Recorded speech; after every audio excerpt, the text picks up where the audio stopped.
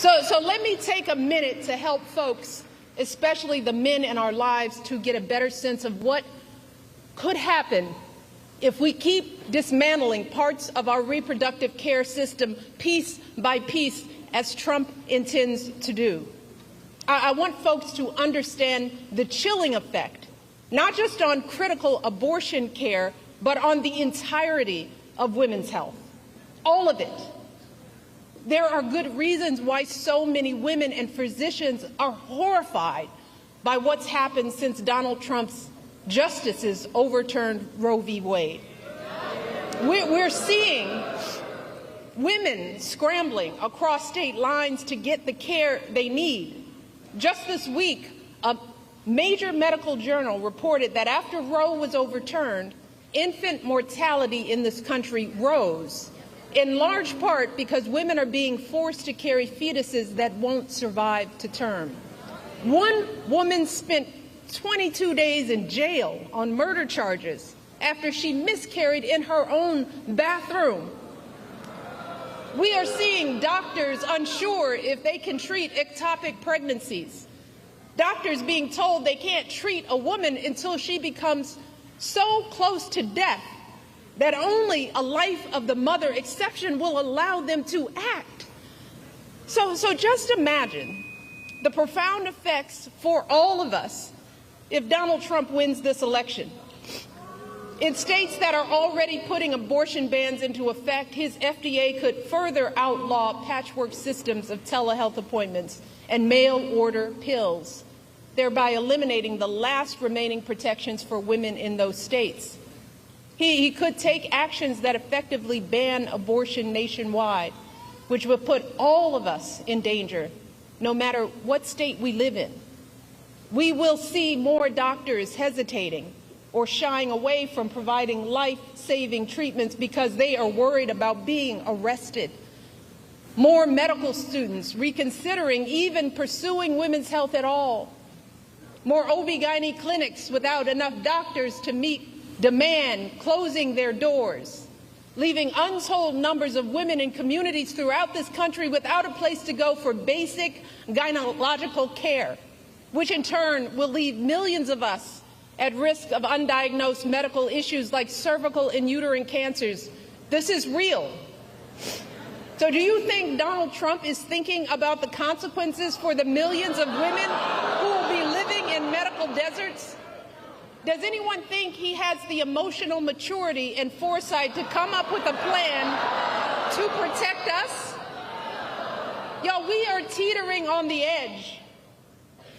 Even before these state bans, America was already lagging behind every other wealthy nation on measures like maternal mortality and paid leave. So we could be right back to the days before Roe, which many young people here don't even remember. The days when abortion wasn't as safe as it is today. The days when the number of mothers of color dying in childbirth was 30 to 40% higher than when it was under Roe. So to the men who love us, let me just try to paint a picture of what it will feel like if America, the wealthiest nation on earth, keeps revoking basic care from its women, and how it will affect every single woman in your life. Your girlfriend could be the one in legal jeopardy if she needs a pill from out of state or overseas, or if she has to travel across state lines because the local clinic closed up. Your wife or mother could be the ones at higher risk of dying from undiagnosed cervical cancer because they have no access to regular gynecological care. Your daughter could be the one too terrified to call the doctor if she's bleeding during an unexpected pregnancy. Your niece could be the one miscarrying in her bathtub after the hospital turned her away. And this will not just affect women, it will affect you and your sons. The devastating consequences of teen pregnancy won't just be borne by young girls, but also by the young men who are the fathers. They too will have their dreams of going to college, their entire futures totally upended by an unwanted pregnancy.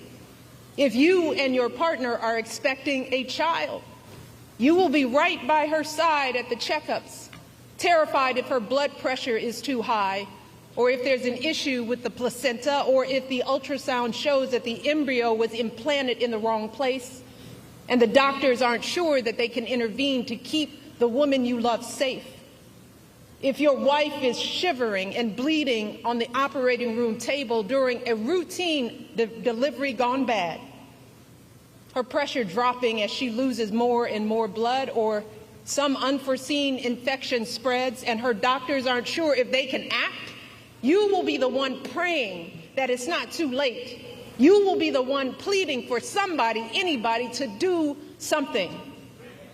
And then there is the tragic but very real possibility that in the worst case scenario, you just might be the one holding flowers at the funeral. You might be the one left to raise your children alone. See, these are just some of the ways women die during childbirth. And I don't want to be a downer, y'all. But in many cases, there is no warning, and things go bad very quickly. And when it happens, every second of hesitation or delay can lead to devastating outcomes. So I am asking y'all from the core of my being to take our lives seriously. Please,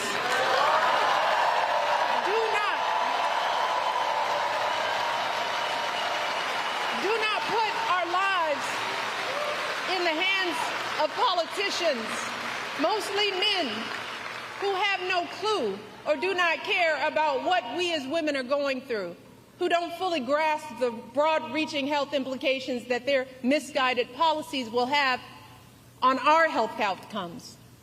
The only people who have standing to make these decisions are women with the advice of their doctors. We are the ones with the knowledge and experience to know what we need. So please, please do not hand our fates over to the likes of Trump, who knows nothing about us, who has shown deep contempt for us. Because a vote for him is a vote against us, against our health, against our worth.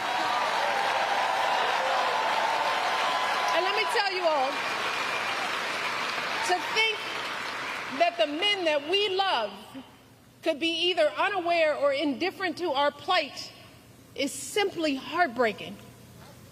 It is a sad statement about our value as women in this world. It is both a setback in our quest for equity and a huge blow to our country's standing as a world leader on issues of women's health and gender equality. So fellas, before you cast your votes, ask yourselves, what side of history do you want to be on?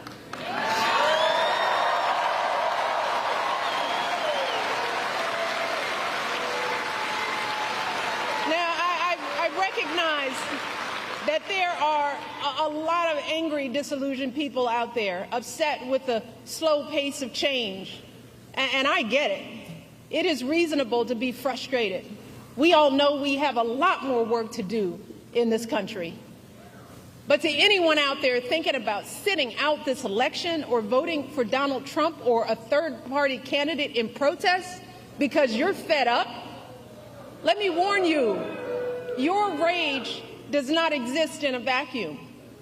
If we don't get this election right, your wife, your daughter, your mother, we as women will become collateral damage to your rage.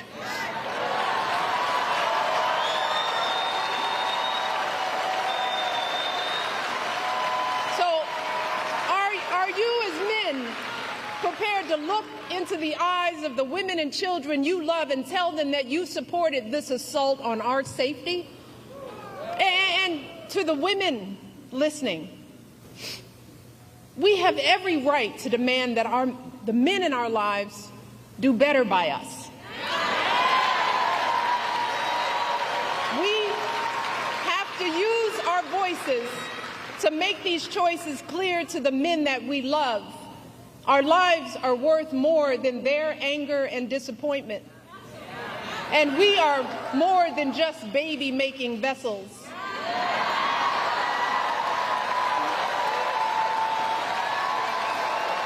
And if you are a woman who lives in a household of men that don't listen to you or value your opinion, just remember that your vote is a private matter. Regardless of the political views of your partner, you get to choose. You get to use your judgment and cast your vote for yourself and the women in your life. Remember, women, standing up for what is best for us can make the difference in this election. So let us use our voices in these final days to make it plain to the men in our lives that we need to stand not with Trump, but with us. We need them to vote for the only candidate in this race who will protect our lives. We need them to vote for Kamala Harris. Kamala, she will fight to restore our reproductive freedoms and defend our health. Kamala will fight for our access to life-saving emergency care and maternal care in every state. Kamala will veto any abortion ban or bill that restricts access to contraception or IVF. Kamala will expand access to birth control and abortion pills. And she will do all of this not because she's a woman, but because she's a decent human being.